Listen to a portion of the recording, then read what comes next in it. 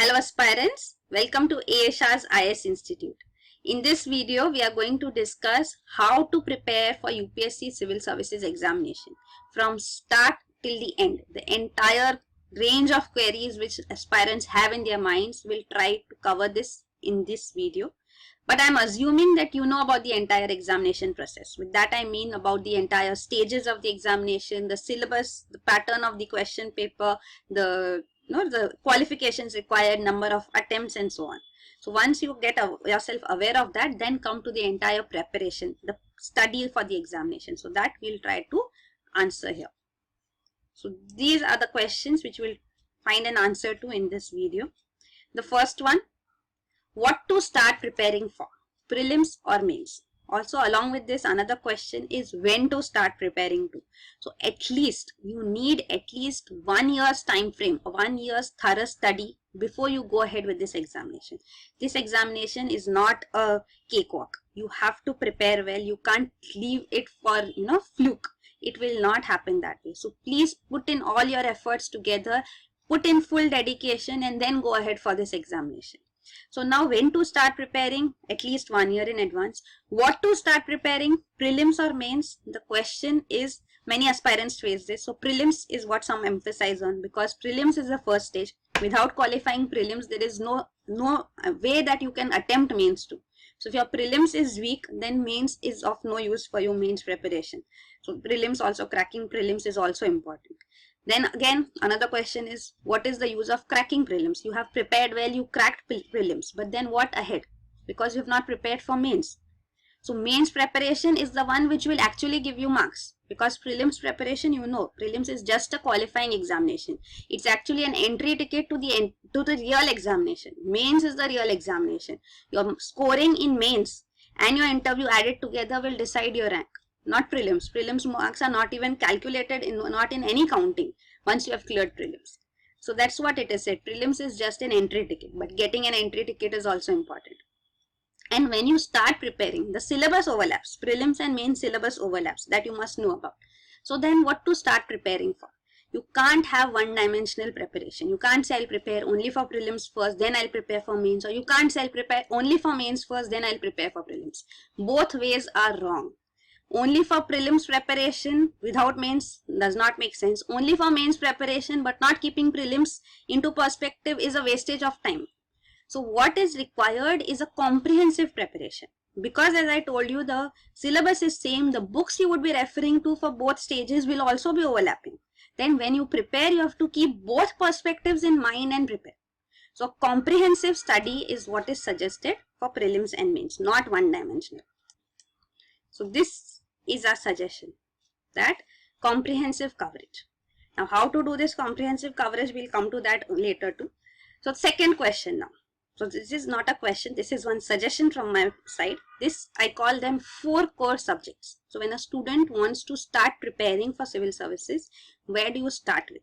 You start with the 4 core subjects. Of course, the another important thing is current affairs. You start preparing for current affairs from the day you have decided that you're going to give this exam. Current affairs is so important. If you are in standard 12th and you want to give the exam after 4 to 5 years, still you should start preparing current affairs from that day onwards. Current affairs is the core of this examination. You can't do without it. But apart from that, other 4 core subjects which I talk of are these. So first one is history.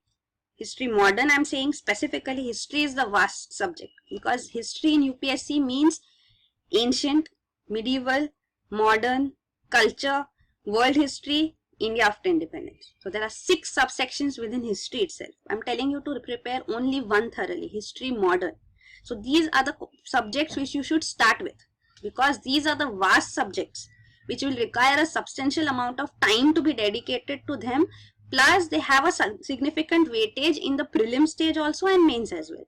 So, first one is polity, history modern, geography and economy. Now, each of these 4 subjects, I will suggest you specific texts to which you will have to prepare. So, that would suffice. Also, these texts have to be continuously revised too. You never have to do a lot for this examination. Never do multiple sources. It's not recommended at all. This examination is so vast, so much is expected out of you that for one aspect, if you refer to multiple sources, then you're lost. Your other subjects, other aspects would suffer. So dedicate sufficient time and minimum essential time to every subject, and that should be dug deeply. Means you have to go vertically down. You don't have to spread yourself horizontally. That is the worst mistake an aspirant can make. So that is why specific texts which will be recommended, these are the texts which all toppers, almost all toppers, if you read their interviews, they will ask you and they will say that these were the books they referred to. So only these texts which you need to refer to. You don't need to refer to any notes, any other material at all. It's a wastage of time. Specific text to be referred to, thoroughly revised again and again until and unless you don't feel that anything asked from this text you would be thorough with. So that is the extent of preparation and revision required. You should master the subject from that text. Everything is known. So then after that, look at previous year's question papers. Actually previous year's question papers throughout. Even before preparing, you should know. I will come to that aspect too later. So referring to previous year's questions, understanding what aspect and what way you need to study, and preparing the text thoroughly, revising thoroughly. Apart from these four, doing current affairs thoroughly too, at least for a year. At least for a year before you attempt prelims. Current affairs is essential. If this is what you have done the core preparation for this examination. That is the basic essential requirement. Only on this core you can build your entire structure. Without this, your structure is going to collapse. So this is the core. If you have done this thoroughly, I can assure you that you can attempt at least 90% of the questions in prelims as well as in mains. They will be well covered. So that is the significance of these subjects. Of course, apart from this, the next one important subject which is there is ecology and environment, which I have not included in the core. And there is a reason for that. Because ecology and environment is very vast. The books which I will recommend to you for all these four subjects, if you study from them, you can attempt almost correctly. Attempt means you can correctly answer almost all the questions which will be asked. Almost all. So that means 100% target is possible too. But with ecology and environment, you do multiple sources, you prepare a lot, you do current affairs thoroughly, everything is done well. Still there would be chances that you cannot attempt all questions, you cannot answer all questions correctly. So even with a 60-70% target for ecology and environment, that you get 70% of the questions correct is also overachieving. It's great. You can't go beyond that. So that is why there are limitations, because see, it's always a cost benefit analysis. How much are you putting in and what are you getting back? So you're putting in a lot for ecology and environment, and what are you getting back? Minimal. You are putting your minimal and you're getting the all of it. So that is what you need to see when you're preparing. Then next we look at the book list. So this is the book list for general studies, for prelims as well as mains. So first one, Polity, M. Lakshmikant. More than sufficient. You have to do this thoroughly. Of course, this has to be added up with, supported by current affairs. Lakshmikant and current affairs, more than sufficient. PM Bakshi, the Bare Act, the actual constitution that you can refer to. Just the way you refer to a dictionary when you're preparing something, when you come across some word which you don't know about, you refer to a dictionary. So same way, if you come across any article in the constitution you don't know about, refer to PM Bakshi. So that PM Bakshi would be just like a dictionary. More than that, nothing more is required. Sufficient. Don't go for anything else. Just one text. D.D. Basu would be another book which some may suggest to you. If you are comfortable with it, go ahead with it. It's a little at a higher level. But then M. Lakshmikant is more than sufficient. Will cover all the aspects of questions asked in prelims as well as mains. So this is one book suggested. Second is History Modern. For History Modern, this is Modern India by Bipan Chandra. So this is the old NCERT, now published as a book, so it's available in the market. This is one text, plus I will suggest one more book. This is by Spectrum, A Brief History of Modern India, Spectrum publication. These two books, thoroughly done, sufficient. Keep on revising them, don't go for anything else, sufficient.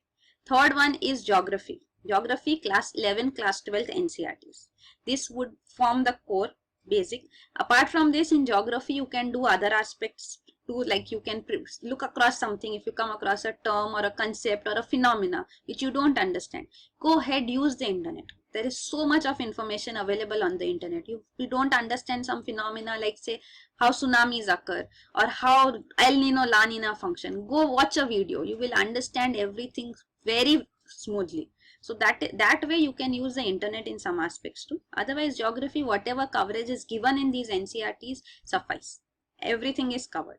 So class 11 there are 2 NCERTs, class 12 there are 2 NCERTs. Out of these, one is fundamentals of physical geography, India physical. These physical geographies are much more important, should be thoroughly done. And then social and economic geography too, general and India, you can cover those two. So these 4 NCERTs 11 and 12 suffice. Another question is about NCERTs, all NCERTs I will come across in the later part in this video. So this is geography. I have listed down the names of all the 4 NCERTs too here. You can see. So this polity, history, modern, geography. Now remember, I am not trying to say that these are the best texts and other texts are of no use. They are very good. They may be very relevant also. That is not the point. The point is you do minimum essential.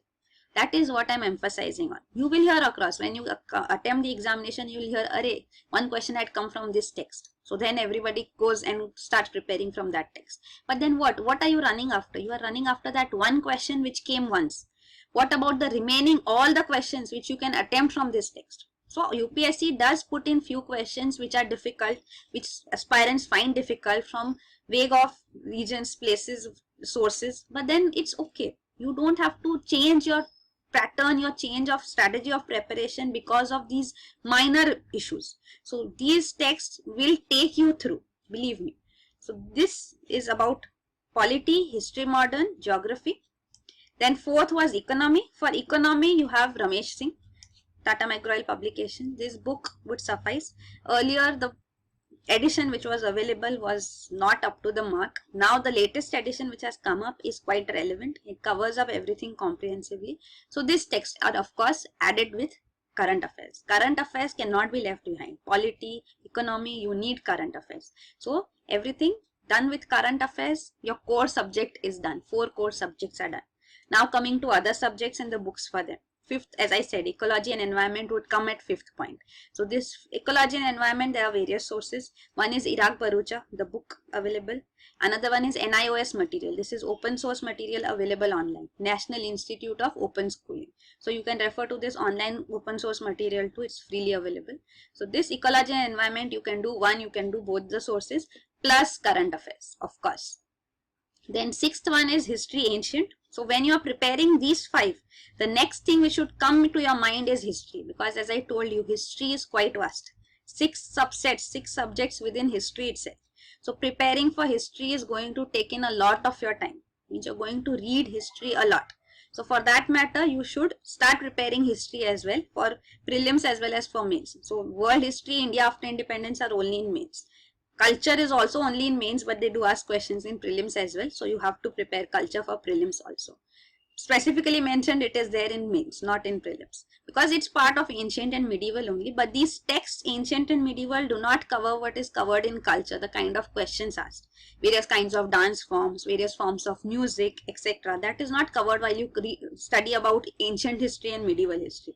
That is why separate culture study is required. So the text recommended for ancient history is R.S. Sharma, the old NCERT, now available as a textbook. The medieval history text is Satish Chandra, again old NCERT, now available as a textbook. So these books you can refer to. History culture, this is a book by Nitin Singhania. So Nitin Singhania is a former topper and he had his handwritten notes which was xeroxed and circulated throughout. Now it is available as a book. So you can refer to this book too. But one thing I would suggest to you is culture is something which you cannot prepare if you are not interested in. So you cannot mug up culture, that is not possible. Only if you are interested, even if you are studying from this, you use the online sources, you look at the actual, dance forms. So you look at the dance forms, the various costumes, postures, whatever is being written, you look at it too. If it's paintings, various forms of paintings, what are different types of those paintings, what are their features. So if you do it with interest, you will remember things like Ajanta paintings too, everything. If you are interested and you have a keen eye for it and you study it with interest, you will remember things and be able to attempt questions. Otherwise, it is a waste. You can't mug up culture. So this is culture. Then next, history world. This is old NCERT by Arjun Dev. So Arjun Dev, there is a text also available, but the textbook available, but that textbook is quite different from what is covered in old NCERT. So if you get a hand on these old NCERTs. Even this NCERT is available, a part of it is available online too. You can ask for from the institute too. We'll guide you with how to get this old NCERT copy Xerox. So you can refer to this book because it covers specifically, there are chapters specifically from where the syllabus mentions. So from the 18th century, as it mentions in the syllabus, from that time onwards you can prepare from this NCERT. So specific chapters, a Xerox needs to be taken and you prepare from them. That is the best, and in minimum essential it is covering everything thoroughly. So this is the best text. You don't need to do big fat books which will be available for world history as well, of course. But what is the weightage? Look at the weightage too, because world history there only in mains and few questions which would come, 2, 3 maximum. How many questions would come? So how much will you prepare for that small aspect? So that is why this text is minimum essential, best, thoroughly covers everything, sufficient. So that is the point. Next is History India after Independence. For this one text, Bipin Chandra, sufficient. There are other texts too. I myself loved the book India After Gandhi by Ramchandra Guha, but then it is not a book which can be prepared from.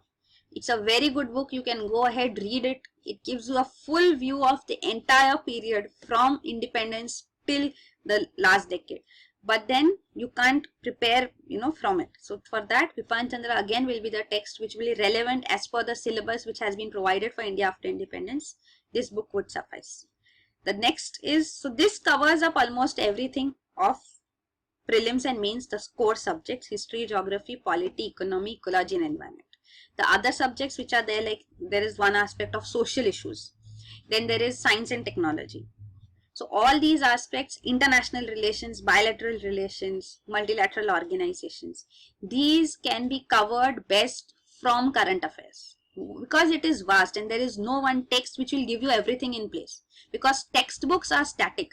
And these areas are not static. Social issues cannot be static because social issues will involve social schemes and various aspects which are going on. So that it has to be dynamic. Whatever new schemes are coming in, you have to stay updated with it. That is possible only through current affairs. Science and tech, of course, is a very dynamic area. So it keeps on changing. So a specific static text will not help you. So study current affairs, science and tech thoroughly. Whatever concepts, terms you come across in this, go back and find about them, study them in depth. Such coverage will give you a very comprehensive preparation for science and tech, and you will be able to attempt questions as well. Almost maximum of them. Because science and tech, such areas, dynamic areas are also the ones where you cannot assure 100% target. You cannot attempt all questions and be sure of all the answers. So even 70-80% is very good. So that much target should be there. For core subjects, you should target 100%. For other subjects, even if you are reaching near that, it's enough. You can leave 1 or 2 questions which are quite mind-boggling. You don't know anything about them. It's okay.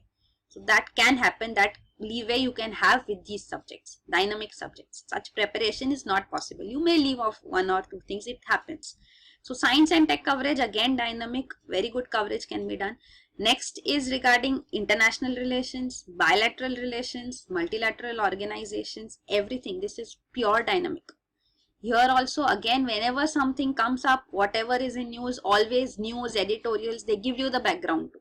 So then you know the whole aspect of it. You don't need to do any static text. This much suffices for general studies, prelims as well as mains. More than sufficient, completely dynamic.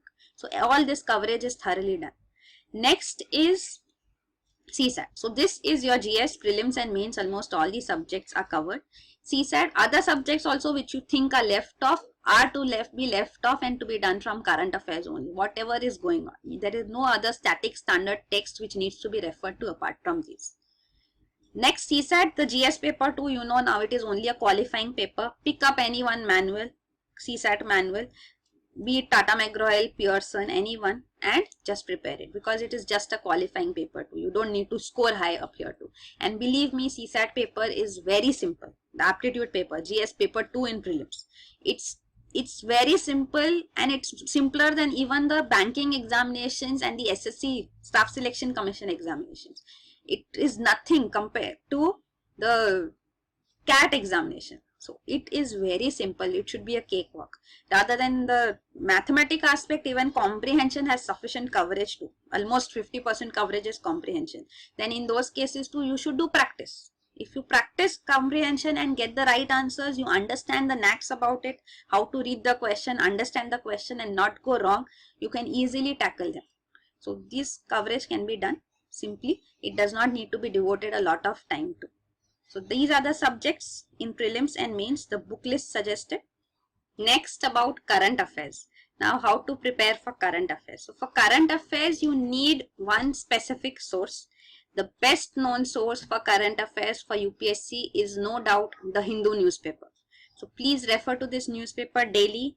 We help you with preparing for this newspaper as well. We have these free daily videos which come up on YouTube, covering up the entire news coverage every day and also the editorials and articles covered every day. We'll have mains based questions and discussion on that too in the question bank section which we cover in the videos. Plus for prelims, MCQ based questions are also prepared and uploaded on our website aesha.com. So these are free daily MCQs based on current affairs of the previous day. So this coverage comprehensively gives you complete study of current affairs and would suffice. So this you can refer to. Also, one thing I would like to suggest is that don't refer to multiple sources. Like you don't need to do multiple papers too. Of course, there will be something someday which is good in another paper too, which you can incorporate if possible. But even if you don't, it is more than sufficient. Do a dedicated study without missing even a single day of current affairs. Very, very essential. It's the most enriching part of your entire preparation. Without this, it is no preparation at all which you're doing. It's a complete waste of time. So please give importance to current affairs. Even UPSC is giving a lot of weightage to this aspect. So understand it and do it. The question which aspirants ask is when to prepare current affairs for. So generally, it is understood that at least 1 year's preparation is important for current affairs too. So if prelims, say prelims is conducted in June, then current affairs has to be done from June of previous year to May of the year in which the exam is to be conducted. Same way for mains also. So for mains too, current affairs coverage specifically for subjective questions would be required from, say mains is in October, then from October of previous year to September of the year of the exam. So you have to do this coverage. So then this current affairs once done means a major part of your preparation is in place. Next, we look at significance of syllabus and previous year's papers. So the syllabus for prelims is not detailed, you must be knowing that. But the syllabus for mains, which has come up now since 2013, is quite detailed. You can take printouts in sufficient font of these syllabus pages of all the 4 papers in general studies and also your optional subject. Stick them up somewhere where you can look at them again and again, because it is very important. Without knowing what is the syllabus thoroughly, you cannot go ahead and prepare. So that is the first major step. So please do refer to the detailed syllabus. Prelims, of course, I know it is just 1 line syllabus. It such mentions history, geography and so on. So it does not help you a lot. But main syllabus will refer to it. It's to be studied as such only. Then for previous year's question papers, of course, without knowing previous year's questions, how can you go ahead and study? I have told you everything. I told you about the subjects, about the book which is to be referred to for the subjects. Like say, for example, polity should be referred to from Lakshmikant for prelims as well as for mains. But then how do you go ahead studying from it? If you don't know, what are you supposed to emphasize on? So without knowing that, how will you study it? What will you emphasize on? What will you try to remember? What do you think is important? It's not based on your intuition, right? So it is based on previous year's questions. So you have to refer to them continuously to understand what kind of questions were asked over the years. This gives you a clear idea of what is the orientation of UPSC and how you should prepare. Of course, questions are not repeated in UPSC. You must be knowing that it's very rare that a question is repeated, but then the orientation is the same. So understanding that is the purpose of referring to previous year's questions. So refer to them before studying text. Also refer to them after you have studied to have an idea how much you can attempt, how well you fare in these questions. So both way it should be used, right? So that is about the previous year's questions. And next is regarding the tests. So you have to test yourself. Only preparing for the examination without going ahead and attempting tests is making you go on the path of failure. Believe me, it is very, very important. because this examination is too huge and you have that fear. You would never feel that you have thoroughly prepared with everything. Nobody feels that. Even the topper who is announced after the examination, the rank one, would have never felt confident and would never say that, yeah, I was going to top, I knew I would get the rank one.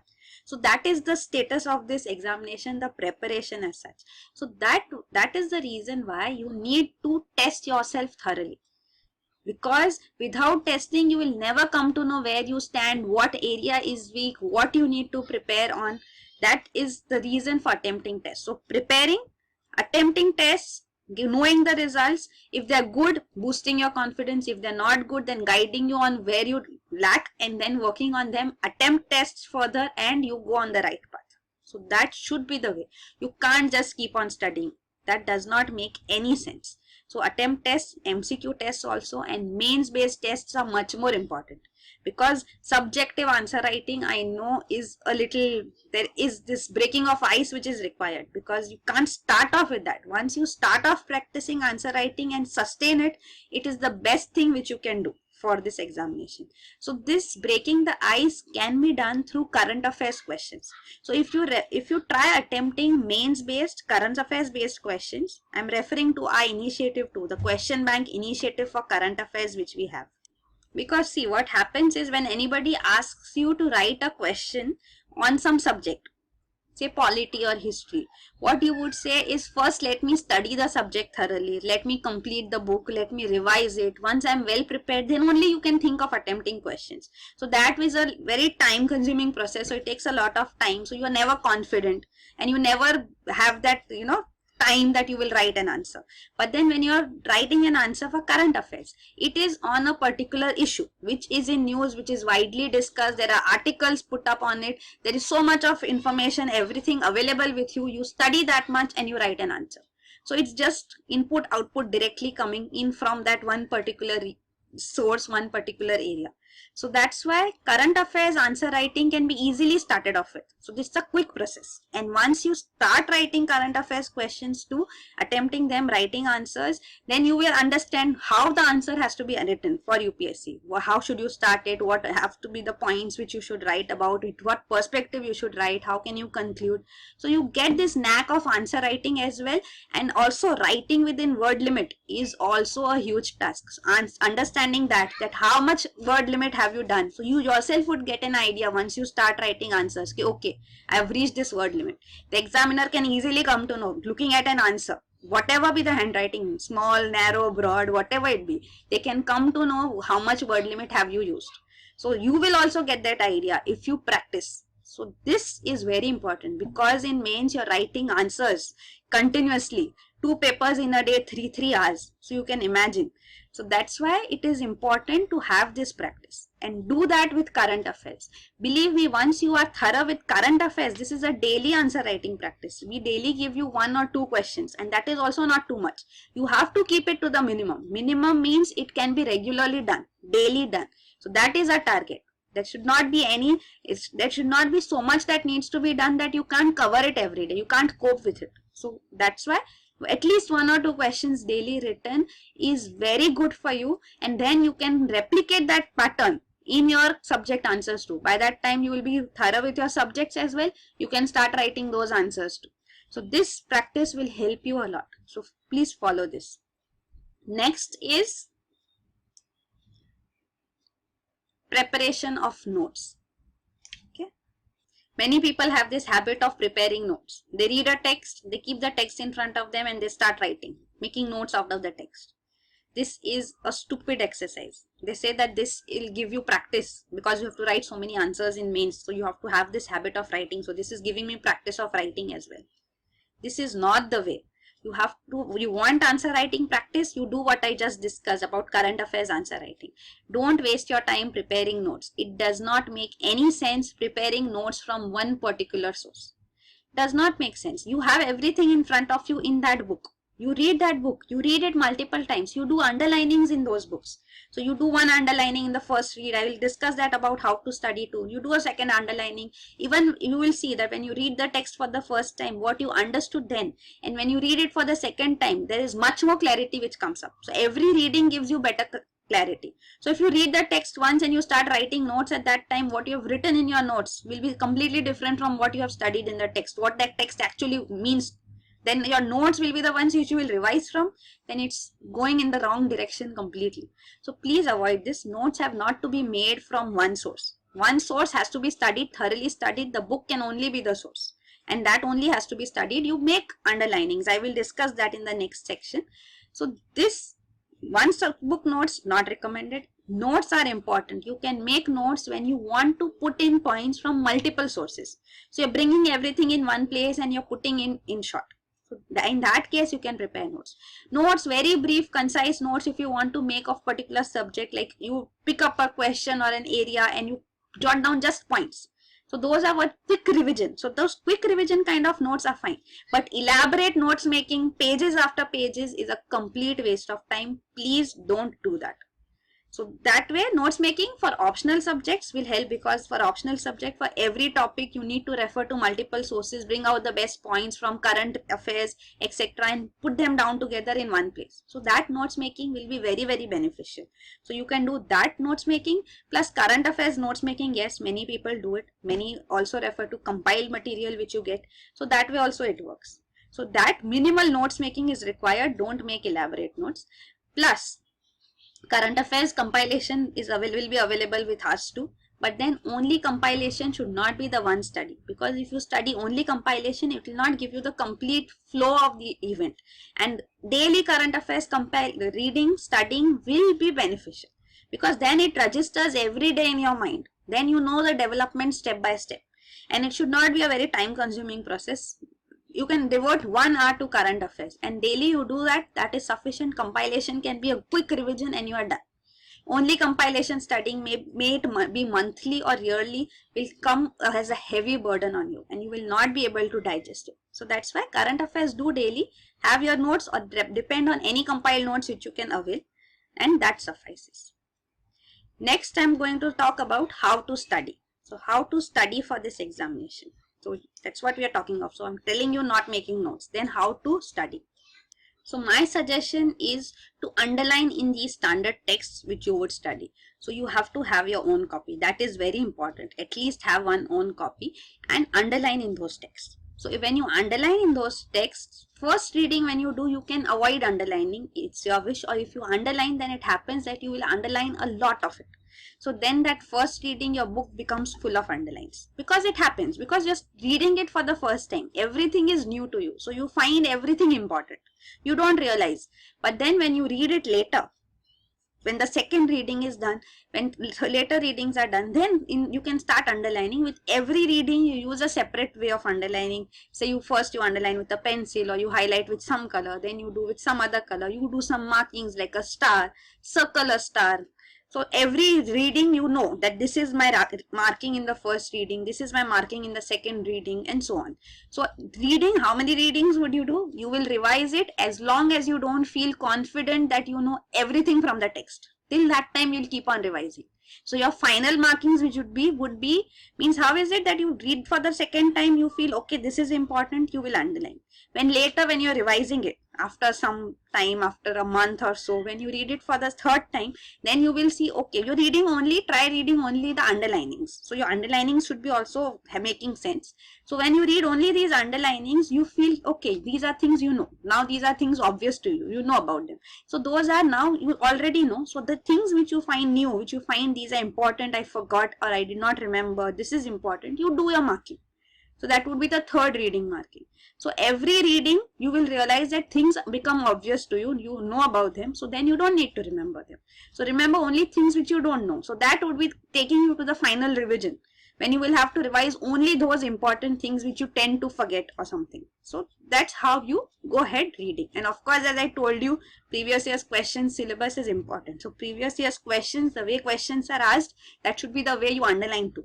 Without referring to previous year's questions, if you're going ahead and underlining in text based on your own sensibility that what will be important, will not help. See what UPSC asks and then read and underline, right? So this is about underlining and studying from the text. Next, we look at the other part, which is a very prominent question which aspirants ask about NCERT books. So what about NCERT books? So of course there are NCERTs, there are many NCERT books. People would suggest that you go from class 6 NCERT to class 12 NCERT for history, geography, polity, economy, which is from 9th, 10th basically. Sociology NCERT is also 11th, 12th are very good. So these are the NCERTs which are suggested. Good, they are good texts, they are very well written, all is fine. But then the present new NCERTs which are there are not comprehensive enough. They cover some areas and those areas are covered in detail. They don't give you a very good complete coverage. Except the geography NCERTs. We are already, the books which I suggested, many of them are old NCERTs only. So we have been referring to old NCERTs. Geography, old and new NCERTs are not very different. So you can refer to any of them, would suffice. But if you say that no, I have to start my preparation with NCERTs. I will start with class 6 NCERT. Makes sense. That is the foundation. That is the base. So first you do class 6, then you go to class 7, class 8, 9, 10. For all these subjects, I have listed down the books also which need to be referred to. So if you do these NCERTs for all these subjects from 6 to 12, all these, it is a lot. So then what will happen is that you will be spending about 6 months or more only on doing all the NCERTs. It's not just one reading, right? Because one reading is of no use. You have to study them, understand them completely too. So studying these NCERTs will take up a lot of time. So if you say I will start preparing the core subjects which I have already mentioned to you, that will come after I do all this NCERT work, then you're wasting a lot of time. This you can do only if you have 3 years before you actually go for the examination. So then you can spend 6 months only on this. That too not more than 6 months, doing only NCERTs and being thorough with them, and then go to the core subject. But if you have 1 or 2 years, then this is not recommended at all. But yes, do refer NCERTs, but don't keep them as a roadblock. Ki ye ho jayega, then I go ahead. So that is wrong. So you have to start from the core subjects. The books which have been recommended for the 4 core subjects are simple enough. It's not that you will not understand them or they'll go above your head if you don't do NCERTs. There's nothing like that. Start off with them. Hit them first. It's okay. You can start off, and NCERTs should be done alongside. So whatever you're doing, if you're doing polity from the core subject text, then you can do NCERTs along with it. History, if you're doing, you can do relevant history, ancient histories with along with history, ancient in the core subject, what the text is being referred. So that way you can combine the two. But you can't keep NCERTs first and put the core subjects later. That is a big mistake. So don't do that. Do NCERTs as much as you can. It's fine. Even if a person is not able to cover all the NCERTs, it is fine. But without core subject study, it is not. So you understand the relevance and the importance of this. Right? Next, we look at optional subject. So this is one major question which students would ask. Nobody can tell you what optional subject you need to select. It is not something like a pill. Ke de diya, ye lo. This is what you need to do. That is not the case. You have to decide your optional subject for yourself. And this will be the most crucial decision which you will take throughout your entire preparation process. So give it time. Go through general studies first, study the subjects first. When you are studying some subjects like the core subjects, these are subjects which also overlap with some prominent optional subjects like history, geography, public administration, political science, sociology. All these optional subjects have a huge overlap with general studies. So you get an idea about the subjects as such too. Then you can decide where your interests lie. And if your interests lie in any of these subjects, you can pick any one of them as your optional subject. Give it time. Don't be in a hurry. This is not to be done by intuition, by instinct or by fluke. You have to decide it and stick to it too. So the points we should keep in mind while selecting these optional subjects are 3. The first one is your interest in the subject. That is very, very important. If you are not interested in a subject and are picking it only because if it is a popular optional or because there is guidance available or because it will fetch you good marks in UPSC, but you yourself are not interested in it, you will not put in your full efforts in it, it will be too burdensome for you, then it will not pay. So first and foremost, see your interest. You are going to study this subject in very much depth. General studies which is done in depth is actually superficial then compared to what you have to do for your optional subject. So you can understand. So have your interest and then only you go ahead with a subject. Second is how it fares in UPSC. but you have to look into this aspect too. Without this, you cannot decide your optional subject, because in many a times we see some optional subjects in general do not fare well. Then if you pick up such optional subject, then you will only be suffering. And finally, of course, the availability of material and the guidance for the subject. Without material and guidance, you cannot prepare any subject. So you have to have that in place too. So if these three work in your favor, pick up that subject. Take the guidance you want for selecting the optional subject, but let the final decision be yours. It cannot be left into anybody else's hands. That is important. Also, you can pick up your graduation optional subject, but you have to pick your optional subject, which is the one which is in your graduation. Don't be so rigid. It is, as I told you, general study itself is so much that you will be studying so many different subjects here. So there is no problem in picking up one such subject as your optional. So this is a good way to go ahead to. But if you are very confident in your optional in your graduation subject and want to go ahead with it with full confidence, you can do that as well. So when you are selecting some vague optional subject which is not a popular optional subject, then you should have the complete expertise in it. And if that is the case, then you are on the right path. That will also pay you well, right? Next question is essay. About the essay. So essay, you have to write 2 essays presently. It's a complete one paper in 3 hours writing 2 essays. So it's a huge paper where you have to understand how to write an essay. When you're doing your answer writing practice, a lot of writing is already done. Then essay is just taking it forward, writing it 10 times say of the answer which you write in general studies. So you have to have a clear understanding of flow, the introduction, how the body should be, how do you conclude the essay, and some practice. With that, you are through. So essay, of course, is very crucial. Essay can take you up or down, because one essay, a lot of stake in it. There are 2 essays now. Earlier there used to be 1. That was worse. So at least now you're putting your eggs in 2 different baskets. So work on it. It can easily be tackled. And don't worry about essay writing at the initial stage. Presently, you are new, you are not thorough with general studies too. You can't think of writing essays at the start, in the initial stages of preparation. Only after you have gone through the entire process, you have studied your core subjects, you have done your current affairs over a period of time quite well, then you have all the material. Then you know how to write an essay. You can put in all your material in the right manner with right reasoning, rationality, and you are done. So right now, without any preparation, you can't prepare for essay. That is a absolutely wrong way to go ahead with it and not have this fear on your head. And when time comes, everything falls in place. Go step by step, right? Then the next question is about the language paper. So this is also fearful for some. So you have one compulsory language paper, English language paper, and another one is any one Indian language which you can select. Now some people do flunk in these language papers too, and that is very disheartening, because then your actual mains papers too, general studies and optional papers, are not even evaluated, because there will be no score coming out. You have flunked mains, then you will not qualify mains. So these are qualifying papers. Their marks are not added to your final mains marks and your ranking, but then without clearing them, you cannot get through.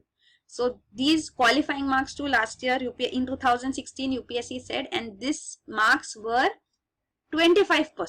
So out of 300 marks which each of these paper carry, 25% marks are what you have to gain.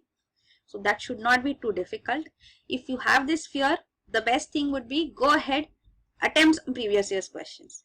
Look at the questions. If you can solve them, if you can do them well within the time frame, then great. You are on the right path. If you see some areas when you need to work on them. So this also, a little effort in this direction would ensure that you don't have this fear of the language paper.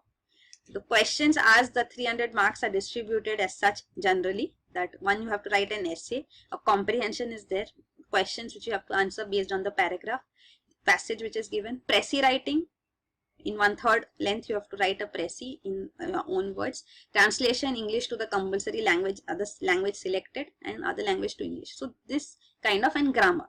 So these are the kind of questions asked. Simple, they say 10th level, elementary level, it's not so difficult. So you can easily tackle it. Go through the papers. That is the best way to make your fears go away. Then the next is the interview.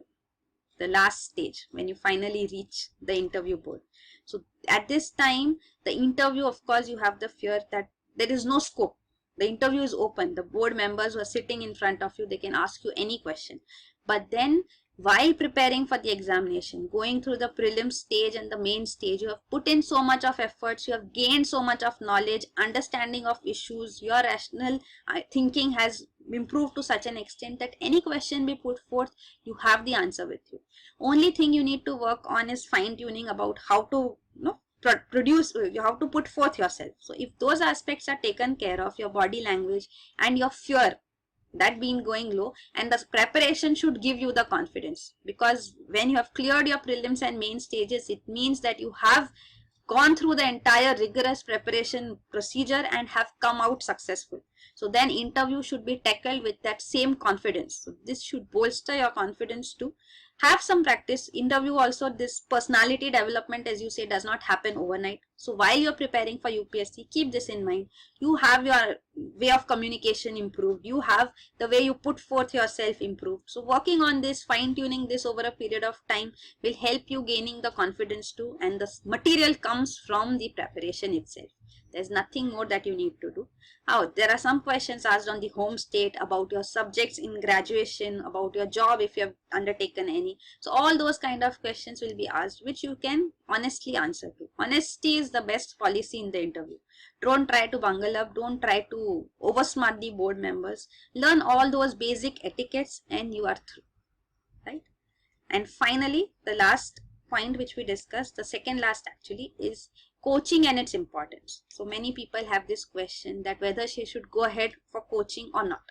So there are positives of coaching too, and there can be negatives of coaching too if you are going ahead for coaching and attempting the examination in the same year, because coaching also takes over a lot of your time. So if you are going ahead for coaching, give yourself time to. And going for coaching helps you in various ways too, because first of all, you get a clarity of the understanding of various subjects. The expert faculties, they teach you all the subjects. So clarity of the subjects, understanding of the subjects is required. If you feel that that is not required by you, then fine, that aspect can be negated. Second positive is the mock tests which are conducted. You need mock tests for prelims, mains, everything. So these mock tests, even mock interviews, are very important to help you bolster your confidence, as we discussed right now the significance of tests in this video. So coachings provide you that. So in that way they are beneficial. And thirdly is the peer group. People you meet in these coachings, you form your own group, you study together, you develop that rapport, and you feel that sense of togetherness. So these are three major roles which are played by coaching. So if you feel the need for these, you can go ahead and join the coaching. So coaching as a fresher, again you should remember that after coaching, it does not mean that you can directly go ahead and attempt the examination. Whatever has been gone through the coaching, if you have thoroughly prepared them and gone through the entire, whatever we have discussed, the subjects, the books and everything is well prepared, only then you would go ahead and give the exam. So you may have to give yourself one more year before finally gaining confidence. Gain confidence first and then only go ahead and attempt your first prelims. Your first prelims attempt should be the best attempt. It should not be done in haste. Many people just go ahead and give prelims to get a feel of the examination. Now what is it that I don't understand? You can get the feel of the examination by attempting a mock test in some institute. It does not need to be in the UPSC examination hall. What are you achieving? You are wasting an attempt, which is not just wasting in the sense that you will lose one attempt out of the number of attempts for which you are eligible, but also in some way you have this feeling, because it's your first attempt, you feel anything is possible. So you have this rosy picture that you may qualify your prelims as well. So in that case, you keep waiting and your entire preparation process gets disturbed. So you should give yourself one good year. When you have prepared thoroughly, then go ahead and attempt your first prelims. If you are not confident of your preparation, don't go ahead and attempt your first prelims. Wait. You have to be thorough. Then only you ahead. Because then what happens if you give your prelims, wait for the result, not qualifying prelims, then you are wasting so many months and then you will be preparing for the next stage. Does not make any sense. And again, one failure is also there as a burden, a baggage on you. So that's not good. And if by fluke, even if you clear prelims in some way, of course you would not have prepared sufficiently to write answers and prepare clear mains, because every stage is competitive. You can't think that okay, you will just go through. So even if that happens in mains, you would not qualify, but still you will have this feeling, arey prelims ho gaya, then maybe mains I will also get through. And if you don't, then you come to March of the next year. when the interview results would come up, mains results would come out, and you would come to know whether you're giving interview or not. Then going back to square one, losing a complete year, when will you prepare? So it happens. You may say, no, I would just give, but it does not. It happens. You have this feeling that you may qualify because you are a fresher. You don't understand it. That is why the best thing is that you prepare thoroughly and only then attempt. If you are not prepared, don't. First prelims should be the best attempt for prelims which you can give. If God forbid you don't clear that, you can easily improvise it and clear in the next attempt. But if you attempt your first prelims without any preparation, and then you have the pressure that you can't waste a year later, so you will say, no, next year also I would give, and that cycle of failures starts off, and that is the worst thing which can happen to a UPSC aspirant. So don't get into this cycle of failure. Prepare thoroughly and give your attempt. It is possible to qualify this exam even in a single attempt. Many have done it, and you can do it too. So thorough preparation will make sure that you can achieve that too. Right? Keeping motivation high is also very important, because this exam is such that it drains you a lot. So you can't say that you will be preparing day in and day out. There'll be off times too. They are bound to be there. You can't help it. But then these off days should be the one which regenerate you. They should not drain you further. So use them fruitfully. Take a time off. Go out with friends. Watch a movie. Do what you like. But then also these should not be such that you have to shift your entire study plan here and there. So it's important that you have a study plan too. So a study plan can be made in a way that you can have a long-term target, say even a 6-month target that you are trying to achieve something. I'm talking of when you have sufficient time, like you're starting a year or two before the actual exam. So think of a 6-month target. What do you want to achieve? How much do you want to accomplish and prepare in this time frame? Then you have even monthly targets sorted out, that okay, if this is the 6-month target and every month I should at least cover this much. Then on a monthly target you can prepare even weekly targets and daily targets as well. So this way you can prepare your entire study plan, and there needs to be some flexibility too, because whatever study plan is prepared, this is the first step, and this is very essential. If you say that you won't prepare a study plan because you can't stick to it, that is wrong. It is bound to happen that you may not be able to stick to your study plan. That is okay. The purpose of the study plan is to push you to achieve that target which you have set. Even if you're pushed to and you're reaching 80-90% to, the work is done. That is what we are trying to achieve. Without a study plan and a target, you are clueless that where are you heading, how much will you cover, by what time you will be able to cover everything. So that is why a study plan is required, and it is bound to be that it will not be followed thoroughly, but the purpose is served. That's what I'm trying to say. So even these off days may interfere in your study plan a little. That should be adjusted for, but then it should not put your entire study plan out of the table. So that is also to be taken care of. So prepare thoroughly, talk to your friends, talk to your teachers, talk to everybody who's there to support you, gain support, discuss with your friends too, with people who are preparing for UPSC as well. Keep your motivation running high. There are so many motivational videos, people who motivate you. You can ask your queries, get your fears out of you, but prepare thoroughly. So take your time off, whatever helps you, rejuvenate yourself and come back with a bang for the preparation again, maybe it a day or so. So that is how you can make sure that you will qualify this examination and sustain yourself. Don't say that I would study 18 hours a day every day. That is not possible. That is not possible over a long period of time. Something that affects your health should not be undertaken. So don't go ahead with such things. Have a decent amount of sleep. At least 6 to 7 hours is essential. Don't compromise on your sleep. Sleep is very essential. You do basic essentials, that is fine. Take time off too. So this is all important to sustain yourself. This is not a short race which you are running. This is a huge marathon which you are going to run. So you have to have some policies and philosophies which will sustain you throughout, not some short-term goals. Because for a short term you can stay awake. You can stay awake for 2-3 days continuously to have very little sleep. But how far will that take you? So that is why be sensible, make sensible plans, stick to them, and you are through. Wishing you all the very best, and seeing that you all go ahead and become civil servants for India and serve the country. All the very best, and thank you so much.